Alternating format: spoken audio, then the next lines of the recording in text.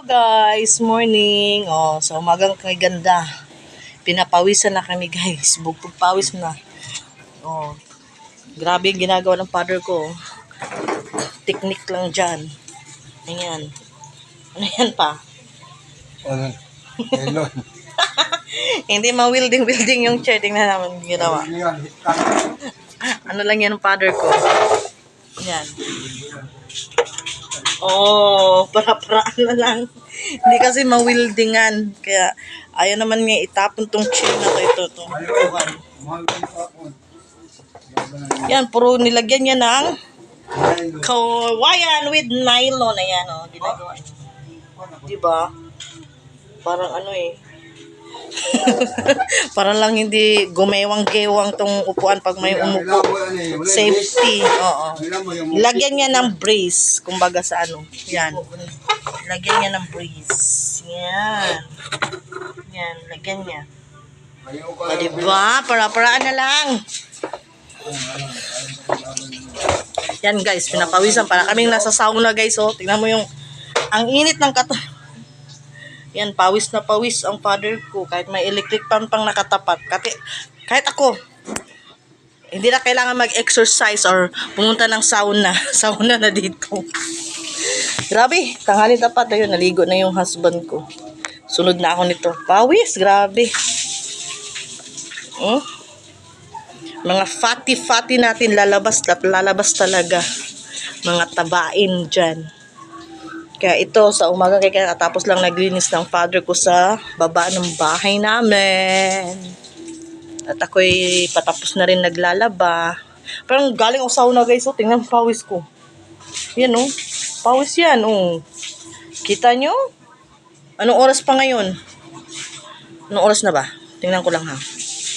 10:15 pa lang dito ng umaga. Pero parang, yan guys, pawis kita niyo yan? Pawis yan. Di na kailangan mag-sauna. Dito na sa loob ng bahay namin, sauna. Grabe guys. Okay, mag-ingat lang tayo sa ngayon. Heat stroke, parang tumataas yatang heat na naman. Or hot moment. Kaya ito. Yan. Sino may sabing hindi ako marunong mag-sauna? Char. Nagsauna na sariling pawis. Kaya, good morning everyone! Sabayan nyo kami sa pagsasauna sa araw na to here in the Philippines. Kahit pa may aircon, may electric fan, mayroon pa tumaas na lang yung bill namin sa kuryente, mainit talaga. Di kakayanin. Kaya minsan, pataas ng pataas yung kuryenteng binabayaran. Wala na, only in the Philippines, mataas ang bills sa kuryente. Kaya, sa umagang kay ganda, ito na. Ay ko, ano bang ginagawa ng ko dito? Saan mo naghugas ng pinggan? Pa ako nakapalit ng kortina. Tagal pa yan. Tsaka nag-ano ako dito ng aking pananim. Meron din akong garden. Yan kamatis yan. Lagay ko yan dito sa pots ko yan. Sa mga pots ko. Pag lumalaki na, di pa masyado kalakihan. Kunin ko tong damo-damo. Ganyan lang guys. Parang nag-e-exercise ka sa loob ng yung bahay. Pawis. Tingnan, pawis Wow! Wow! Kahit palagyan ko ng electric pan ng bahay ko, yan lagyan ko ng electric pan yun sa dito na, meron na yung electric pan, merong electric pan doon. Wala talaga guys, mainit talagang panahon. Parang nasa impyerno. Tingnan mo mukha ko, oil na oil Kahit pa sa oil na oil yan guys. Yan.